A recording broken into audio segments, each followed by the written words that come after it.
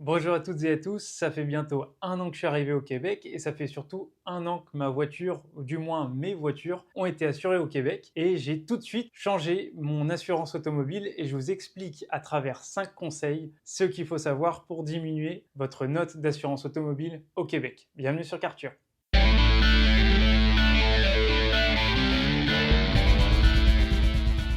Avant tout, si ce n'est pas déjà fait, je vous invite à vous abonner à la chaîne, à surtout commenter, partager vos expériences en termes d'assurance automobile au Québec et à partager sans modération la vidéo que vous allez voir tout de suite. Je viens de passer des heures et des heures à travers les différents courtiers et également assurances automobiles au Québec. Tout ce que je vais dire là, ça va être uniquement lié à mon expérience puisque ça fait un an que je suis assuré en termes de voiture au Québec. C'est uniquement mon expérience avec mes propres recherches et je suis sûr qu'il y a du bon à prendre comme il y a des choses qui vont être propres à chacun. Je rappelle également que l'assurance automobile au Québec, elle est obligatoire pour avoir un véhicule et moi je vous le conseille également dans la vidéo. Mon tout premier conseil avant même d'appeler ou d'envoyer un courriel envers une assurance ou un courtier d'assurance, ça va être de savoir ce que vous voulez. Prenez un papier et on commence à noter. Alors pourquoi je dis qu'il faut noter tout ça auparavant? C'est tout simplement parce que au Québec, il existe, on va dire, 3 gros programmes. J'ai d'ailleurs fait une vidéo à ce sujet que je vous mets juste au-dessus, juste ici, ces 3 gros programmes vont avoir quelques subtilités. Je vous la fais courte, vous avez la responsabilité civile qui va être le premier pilier, ce qui correspond au tiers en France. Vous avez le deuxième pilier qui va être un peu plus intermédiaire, qui va inclure par exemple le vol, les incendies, ce type d'options.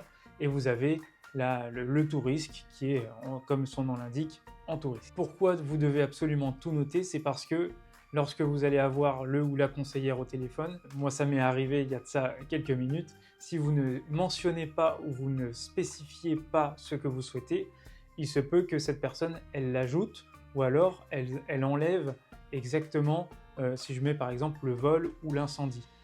Or, vous êtes dans votre droit de l'ajouter ou de ne pas l'ajouter. C'est la raison pour laquelle vous devez, selon moi, avant même d'appeler n'importe quel conseiller ou conseillère, savoir précisément ce que vous voulez. Et pas de panique si vous n'y connaissez rien. Moi, pour ma part, je n'y connaissais absolument rien.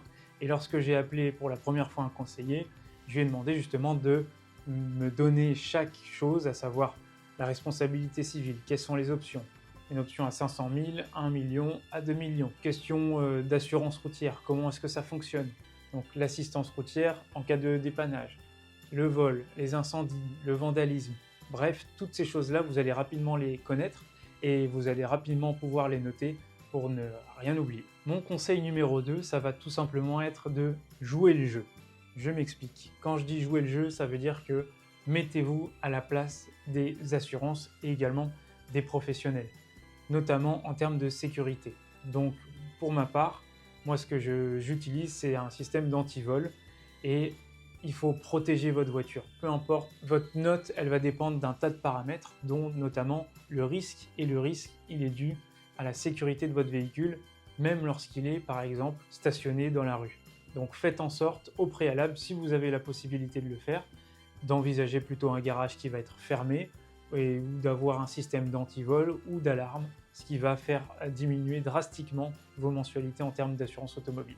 Mon conseil numéro 3, ça va suivre un petit peu, on va dire, ce bon comportement, puisque j'ai appelé ça le système de bonne conduite, qui va se situer en 2 parties. Vous avez la bonne conduite, on va dire en termes d'antécédents, donc si vous pouvez éviter d'avoir des infractions au volant, d'avoir une rétention de permis, d'avoir un passé criminel, toutes ces choses-là, vous devez avoir une bonne conduite. Ça va améliorer considérablement vos mensualités puisque si vous avez régulièrement des infractions, ça représente encore une fois un risque plus important pour l'assurance, ce qui va faire augmenter votre note. On va dire que lorsque vous conduisez mal, vous allez être pénalisé et au contraire, lorsque vous conduisez relativement bien, cette bonne conduite, elle peut même être rémunérée sous la forme d'un certain bonus. Certains assureurs, attention pas tous, m'ont proposé un système de traceur à l'intérieur de votre téléphone.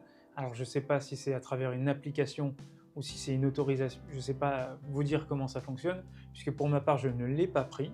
Néanmoins, ce système de traceur va tracer par exemple la vitesse à laquelle vous allez rouler lorsque vous êtes en voiture. Et si vous roulez, on va dire, plus vite que la norme, vous allez être plus pénalisé que quelqu'un qui va conduire tout le temps aux limites de vitesse. Sachez que ce système de bonne conduite à travers cette fameuse application peut vous rapporter jusqu'à 10% de rabais sur votre note annuelle globale, ce qui est tout simplement colossal. Puisque en effet, lorsque vous regardez vos mensualités, ça ne va pas changer énormément, mais je rappelle encore une fois que 10 $ de différence entre un devis à un autre, c'est 120 $ à l'année. Pour ma part, je préfère les avoir dans ma poche que dans la poche de l'assureur. Mon conseil numéro 4, ça va être de mettre tous les œufs dans le même panier. Pour la faire courte, si vous avez par exemple 2 voitures, c'est de les mettre exactement sur la même assurance. Ben oui, ça va faire baisser drastiquement vos mensualités, d'autant plus que généralement au Québec, vous avez une fameuse offre qui est d'avoir une assurance automobile avec également une offre avec l'assurance habitation. Donc si vous ajoutez l'habitation et l'automobile et que vous la complétez, eh ben ça fait une offre qui va être beaucoup plus compétitive. Regardez même certaines compagnies d'assurance qui proposent des tarifs, on va dire, très très compétitifs d'entrée pour, en tout cas moi je parle pour les nouveaux arrivants, pour commencer. Donc si vous avez l'opportunité de réaliser ces démarches en même temps, faites-les.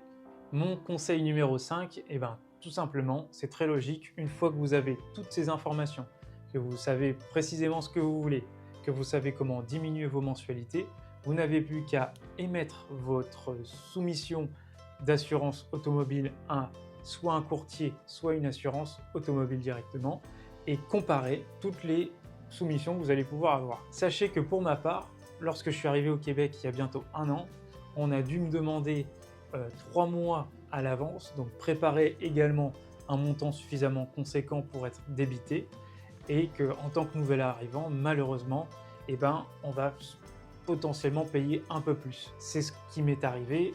Après 1 an, je peux vous assurer que je paye à peu près l'équivalent de la même chose. J'ai un tout petit peu plus de services, néanmoins, je paye l'équivalent pour une voiture qui date de 2011. Et de ce que j'ai pu savoir tout autour de moi, c'est que généralement, cette dernière année, les assurances automobiles ont légèrement augmenté. Prenez votre mal en patience, mais comparez, parce que 5 $ mensuels, c'est quand même un certain montant à la fin de l'année.